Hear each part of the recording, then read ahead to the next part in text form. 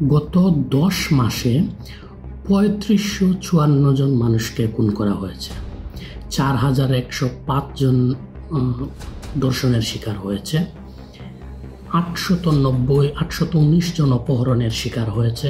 চোরাচালানের ঘটনা ঘটেছে ১৭০০-এর উপরে, চুরি হয়েছে ৭,০০০-এর উপরে, দস্যুতা ১৫০০-এর উপরে, ডাকাতির ঘটনা ঘটেছে ৬০০-এর উপরে, মাদক সংক্রান্ত অপরাধের ঘটনা ঘটেছে প্রায় ৪০,০০০। লক্ষ্য করবেন ফিগারটা, গত 10 মাসে ৩৫৫৪ জন মানুষ হত্যার শিকার হয়েছে, ৪,০০০-এর উপরে ধর্ষণের শিকার হয়েছে, ৮০০-এর উপরে অপহরণের শিকার হয়েছে, দস্যুতার শিকার হয়েছে ১৫০০-এর উপরে, ডাকাতির শিকার হয়েছে ৬১০টির উপরে।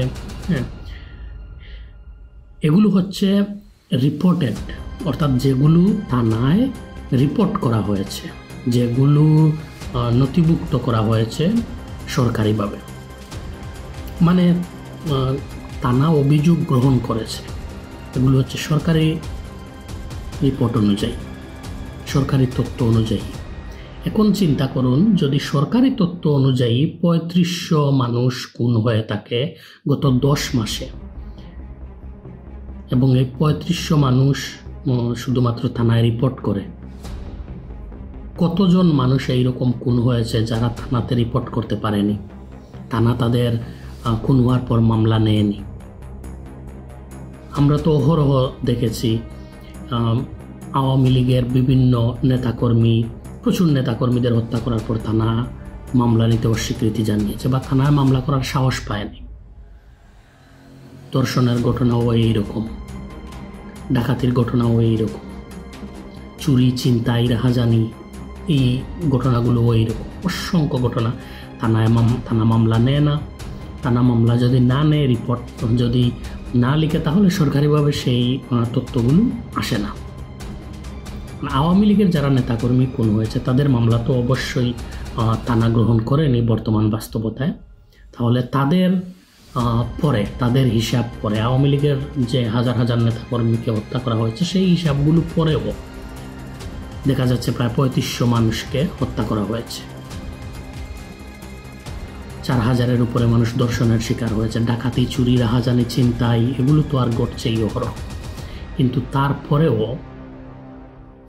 বর্তমান সরকারের উপদেষ্টা বলছেন দেশের আইন শৃঙ্খলা পরিস্থিতি নাকি স্বাভাবিক রয়েছে।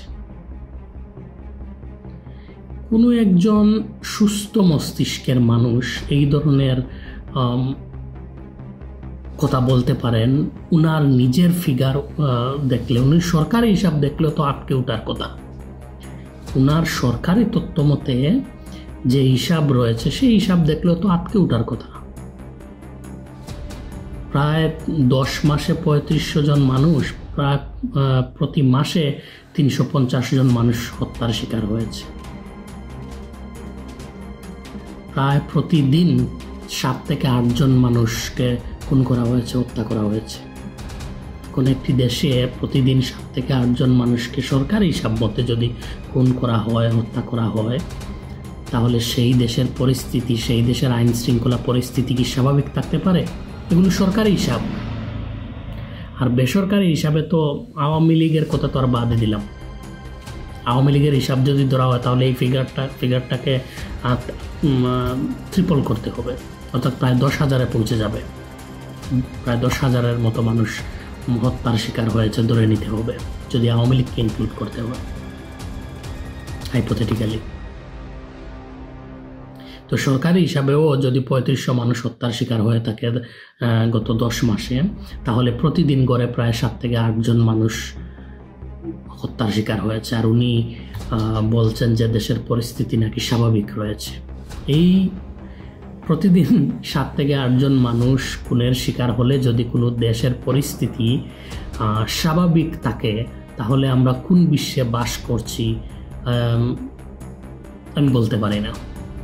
কারণ আমরা যে বিশ্বে বাস করছি সেই বিশ্বের অন্যান্য দেশে যদি কোনো একটি মাসে একটি খুনের ঘটনা ঘটে, কোনো বছরে একটি খুনের ঘটনা ঘটে, তাহলে দেশে আলোড়ন সৃষ্টি হয়ে যায়, দেশ তুলপার হয়ে যায়।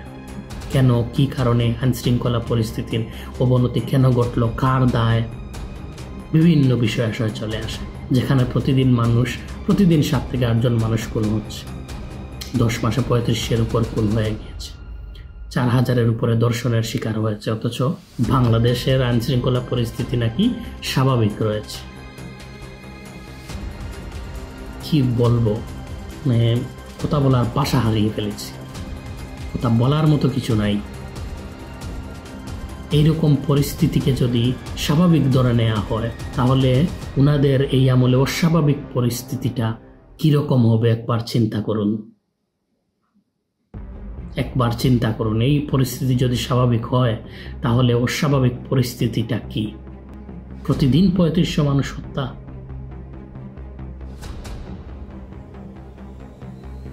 আমার চিন্তা করতেই কষ্ট হচ্ছে, আমি চিন্তাই করতে পারছি না।